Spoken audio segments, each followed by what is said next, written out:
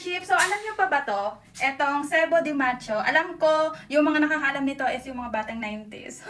So ngayon, alam na alam ko to. Kailangan ko tong gamitin kasi nung nakaraan na aksidente ako sa motor. Tapos nagkasugat ako. Tapos ngayon, natanggal na yung mga parang, basta yung mga itim-itim niya. So natitira na lang yung parang magpepeklat, yung peklat ganyan. So, ito yung alam ko talaga na number 1 na simula pagkabata, ginagamit ko to dahil ito yung ginagamit sa akin ng mama ko. So papakita ko sa inyo kung paano to ginagamit at kung anong itsura niya sa loob. Wait lang. So, ito mga friendship, yung sinasabi ko sa inyo na naging sugat ko, ayan. Alam niyo yun, kung kailan lumaki, kung kailan tumanda, saka nagkapeklat. Actually, meron din ako sa tuhod, pero hindi ko na kayang ipakita.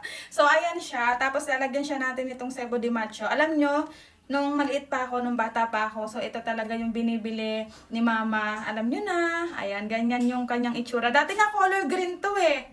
Kung hindi ako nagkakamali, basta color green to dati. Parang 10 pesos lang ata. Ngayon 33 na yung bili ko. Not bad. Okay, okay lang din naman. Basta mawawala yung peklat ko. Ayun. So, naglalagay ako nito kapag bagong ligo. Siyempre para malinis na yung ating sugat. Tapos ayan, kukuha ka lang ng konti. Or kung gusto mo medyo mabilis siyang gumaling or mag-lighten yung peklat. Ayan.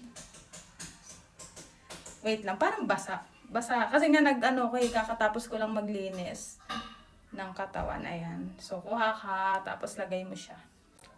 Alam nyo, nung natanggal na yung parang itim-itim nito, sabi ko, naku, kailangan ko na talaga nitong Sebo de Macho. Kaya ayun, bumili na ako kanina. Parang makulit.